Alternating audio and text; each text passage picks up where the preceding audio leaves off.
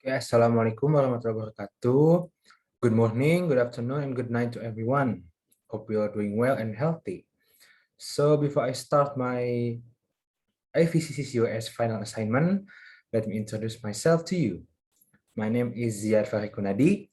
I'm from Institute Teknologi Bandung, and now I'm currently a final year student at Geophysics Engineering.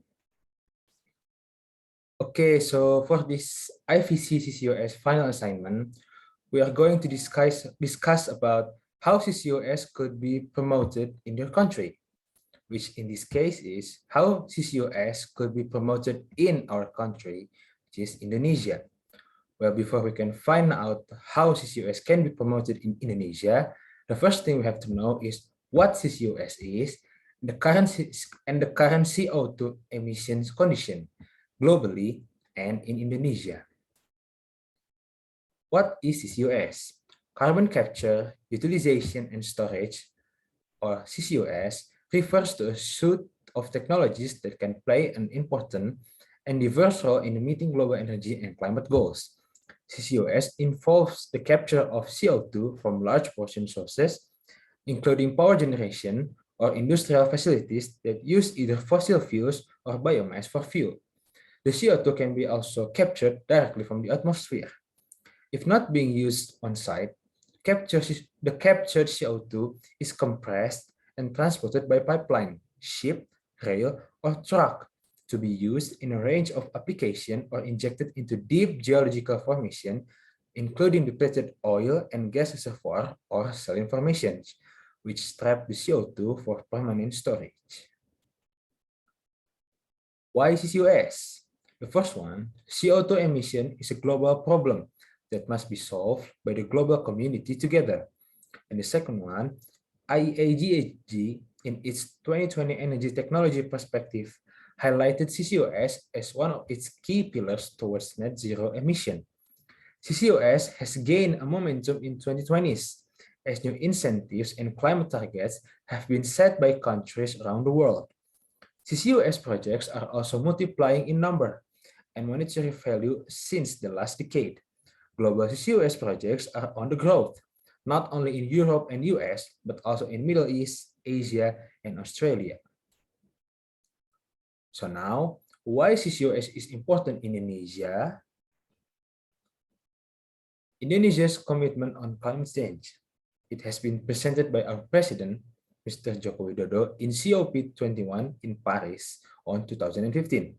With the proposed is 29% emission from BAU by 2030 and 41% with international support scenario.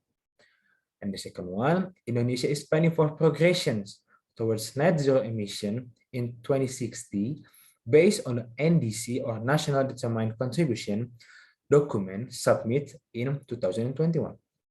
Indonesia's power generation is highly reliant on coal and other fossil fuels, where almost 90% of energy supplies is taken from fossil fuels.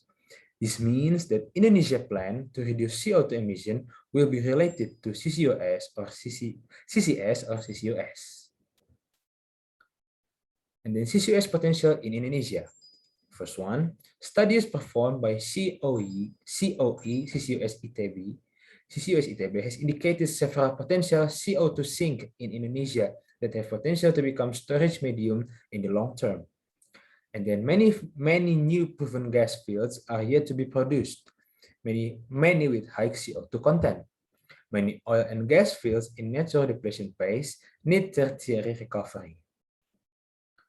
And in this slide, you can see the potential CO2 sources.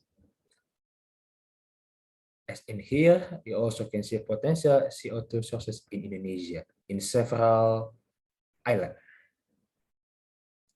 And then this one is Gundi project that located in Kabupaten Blora, East Java. This is the first CCS and CCUS project in Indonesia, sponsored by Pertamina. It consists of 3 structures that produce gas with production rate is 70 mmscfd for 12 years.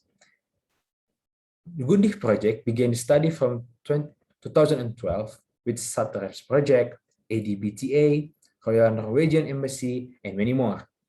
And now, currently, Gundi CBP released 800 TPD of CO2, and with the new scenario starting from 2019, it will increase gas production up to 5.4%. Although Indonesia has a big potential in implementing CCUS, there are some barriers that we have to face. There are very huge costs because CCUS is not cheap technologies, so we need to spend huge costs to develop it. And the second one, not enough storage capacity close enough to emission sources. The third one causes earthquakes from seismic activity, because some CCUS activity requires seismic activity, so it may cause earthquakes, and then it can be annoy or disturb people around the place. So yeah, it's kind of barriers. And then number 4 is public awareness, and then the last one is policy and financing uncertainty. And then this slide is several ways to overcome the barriers in developing CCUS. There are development collaboration between government, institution, and company, and etc. And then engagement via social media and official websites. Then education and communication through infographic and advertisement. And the last one is reviewing and clarifying the laws relating to CCS and CCUS and also CO2. So the conclusion is, Indonesia has great potential to be able to apply the CCUS method to reduce CO2 emissions both nationally and globally. Several obstacles have hindered the development of the CCUS method, but if all people from all aspects work together, it's not impossible for Indonesia to follow in the footsteps of developed countries. With the Gundi projects, the hope is that in the future, Indonesia will have many CCUS projects spread across the island. And then the best way to promote CCUS in Indonesia is to educate all Indonesians about the importance of CCUS and its development. Indeed, the government and the institutions have started to implement this method. It's just a matter of how we help develop the CCUS method from the easiest one to the most difficult. Okay, I think that's all from me. Hopefully we as Indonesians can develop and promote CCUS method in our country for our brighter future. I apologize for the mistakes and flaws in my final assignment. Thank you for your attention. Have a nice day. Assalamualaikum warahmatullahi wabarakatuh.